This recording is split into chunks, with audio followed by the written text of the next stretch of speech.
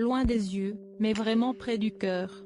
S'il se fait particulièrement discret depuis la disparition de l'idolé des jeunes, en décembre 2017, Maxime Nucci ne reste pas moins un membre très important de l'entourage de Laetitia Hallyday.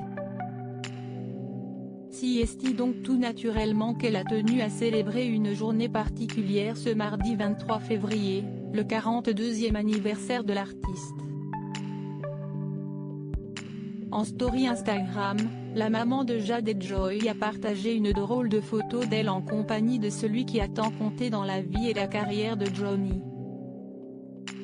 Pleurer, rire, écouter oui, guérir, a commencé la compagne de Jalil Lesper, qui se trouve actuellement en vacances avec lui à Saint-Barth, avant de remercier Yodeline, de son nom de scène, d'avoir assuré et arrière toutes ces années.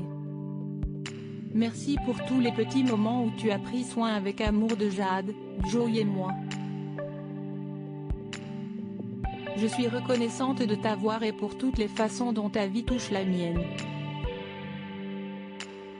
Joyeux anniversaire mon ami adoré.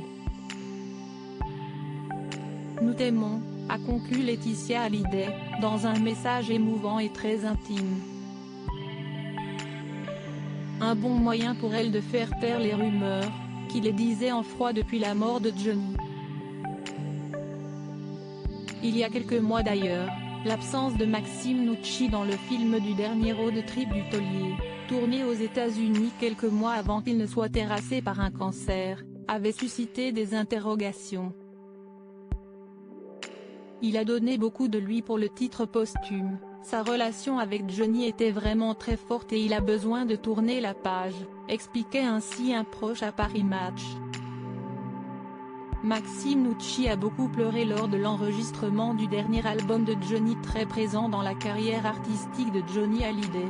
Maxime Nucci est à l'origine de Mon pays, Si est-il l'amour, dont il a composé de nombreux titres. De plus, le musicien était présent lors de l'enregistrement de l'album. Pas un moment pendant ces séances, il ne s'est plaint. Et à aucun moment il ne nous a fait sentir que c'était le dernier album, avait-il précisé dans les colonnes de Téléstar. Très ému, Maxime Nucci avait également évoqué le travail de réalisation, après la disparition du chanteur. C'était épouvantable, c'était très dur de travailler sur sa voix, sur ses textes, on a beaucoup pleuré.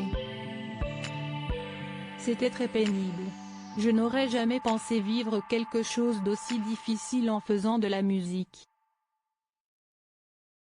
Plus de 3 ans après, l'amitié de Maxime Nucci et de Laetitia Hallyday est toujours aussi forte.